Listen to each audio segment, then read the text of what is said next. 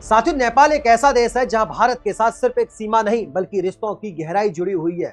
रोटी बेटी का रिश्ता है, खुली सीमाओं का रिश्ता है, बिना वीजा के आवाजाही है। ये सब सिर्फ शब्द नहीं है दोस्तों, बल्कि एक जीती जागती हकीकत है। लेकिन आज वही सरहद सवालों के घेरे में खड़ी है। क्या नेपाल ने भारत को चुनौती देने की कोशिश में खुद को ही संकट में डाल दिया है? क्या राष्ट्रवाद के नाम पर लिए गए फैसले अब उसी की जनता पर भारी पड़ रहे हैं?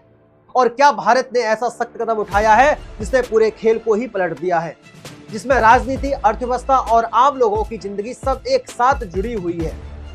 साथियों, भारत और नेपाल का रिश्ता दशकों पुराना है।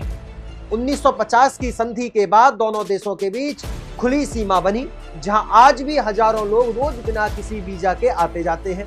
लाखों नेपाली नागरिक भारत में काम करते हैं और भारत के बाजार नेपाल की अर्थव्यवस्था का बड़ा सहारा है। दोनों देशों के बीच सांस्कृतिक जुड़ाव इतना गहरा है कि त्योहार, भाषा और परंपराएं भी एक दूसरे से मिलती जुलती हैं। लेकिन यह भी सच है कि इस मजबूत रिश्ते के पीछे कई बार तनाव भी उभरा है। 2015 के दौरान सीमा पर हुए विवाद और नक्शे को लेकर उठे मतभेद इस बात के संकेत थे कि दोस्ती के बीच राजनीति हमेशा मौजूद रहती है। और शायद आज वही छिपा हुआ तनाव फिर से सतह पर आता दिखाई दे रहा है। साथियों, मैं बात कर रहा हूं उत्तर प्रदेश के महाराजगंज जिले का नौतनवा और सोनेली बॉर्डर। आज इस पूरे घटनाक्रम की सच्चाई को सामने रखता है, जहां कभी लोग बिना किसी डर और रोक टोक के एक दूसरे के यहां आते जाते थे। आज वहां लंबी कतारें हैं, बेचैनी है और नाराजगी भी है। सुबह के 5 बजे से ही सैकड़ों ट्रक लाइन में खड़े नजर आते हैं। ड्राइवरों के चेहरे पर थकान के साथ साथ चिंता साफ दिखाई देती है। एक नेपाली ड्राइवर कहता है कि उनके देश में पेट्रोल इतना महंगा हो गया है कि उन्हें मजबूरी में भारत आना पड़ रहा है पेट्रोल के लिए। यह सिर्फ एक व्यक्ति की परेशानी नहीं है, बल्कि यह पूरे सिस्टम के असंतुलन का संकेत है, जो धीरे धीरे एक बड़े संकट का रूप ले सकता है।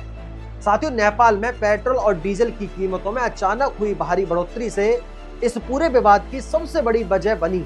लेकिन यह बढ़ोतरी अचानक नहीं थी, बल्कि इसके पीछे गहरी आर्थिक निर्भरता छिपी हुई है।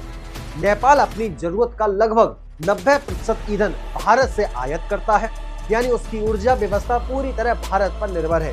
जैसे ही कीमतों में बढ़ोतरी हुई, नेपाल के ट्रक, बसें और निजी वाहन भारत की सीमा में आकर पेट्रोल भरवाने लगे। स्थिति इतनी गंभीर हो गई कि भारतीय नागरिकों को अपने ही इलाके में पेट्रोल मिलना मुश्किल हो गया।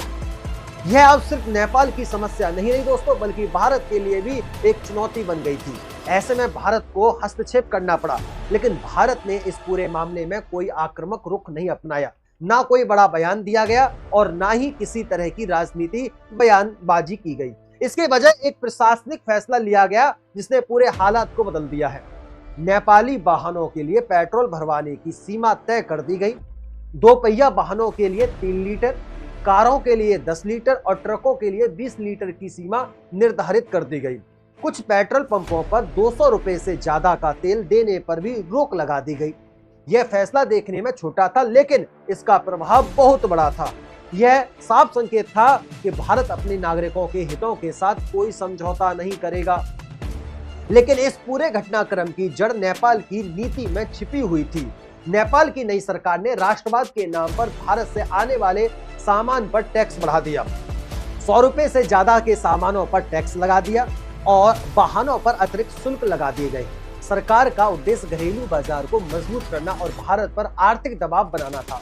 लेकिन यह फैसला कागजों पर जितना प्रभावशाली दिखता था, जमीन पर उतना ही कमजोर साबित होने लगा, क्योंकि इसका सीधा असर आम जनता पर पड़ रहा था, जो पहले से ही सीमित संसाधनों में जीवन जी रहे थे।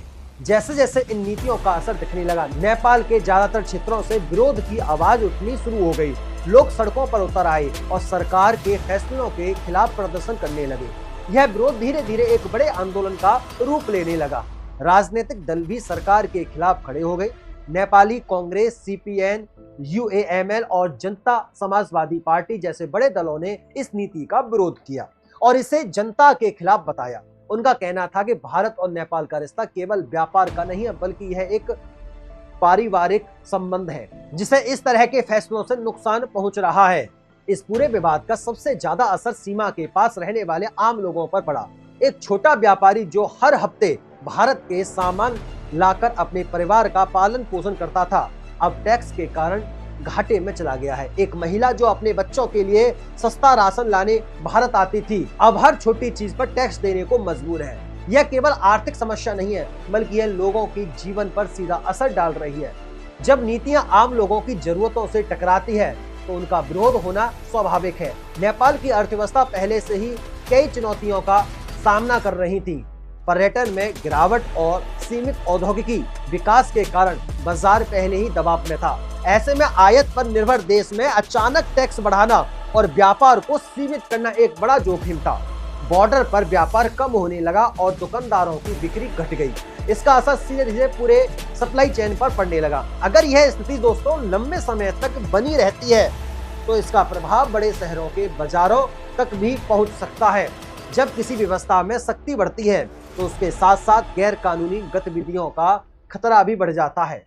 ईंधन की तस्करी और सामान की चोरी छिपे आवाजाही जैसे मामलों में बढ़ोतरी हो सकती है। यह न केवल अर्थव्यवस्था को नुकसान पहुंचाता है, बल्कि कानून व्यवस्था के लिए भी एक चुनौती बन जाता है। यही कारण है कि ऐसी नीतियों को लागू करते समय संतुलन बनाए रखना बहुत जरूरी होता है। इस पूरे घटनाक्रम में एक और बड़ा सवाल उठता है दोस्तों, क्या नेपाल चीन के प्रभाव में आ रहा है?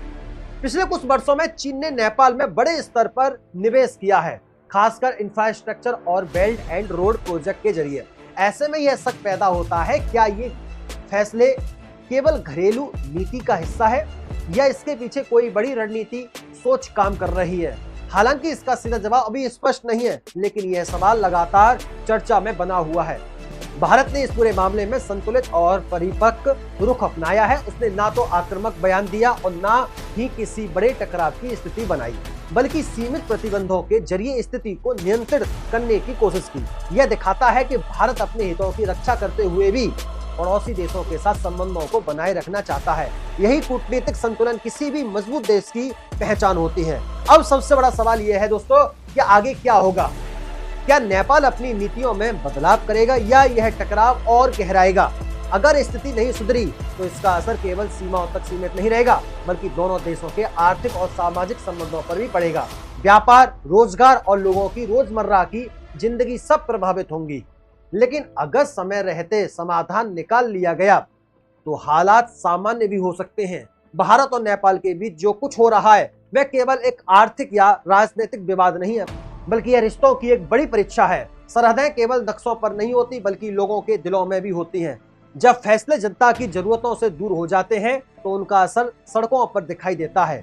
आज सीमा पर केवल भीड़ नहीं, बल्कि सवाल खड़े हैं, अनिश्चितता है और एक इंतजार है कि आगे क्या होगा। इतिहास गवाह है कि हर दांव सफल नहीं होता और कभी कभी जो चाल दूसरों को घेरने के लिए चली जाती है वही खुद को ही जाल में फंसा देती है। उम्मीद करता हूँ ये सेशन, ये जानकारी आपको बहुत अच्छी लगी होगी। अगर अच्छी लगी है तो इस वीडियो को एक लाइक कर देना, दोस्तों में शेयर कर देना, चैनल को सब्सक्राइब जरूर कर लीजिएगा। फिर मुलाकात होती है, तब तक के लिए नमस्कार, राधे राधे, राम राम, जय श्री राम, जय हिंद, जय भारत, वंदे मातरम।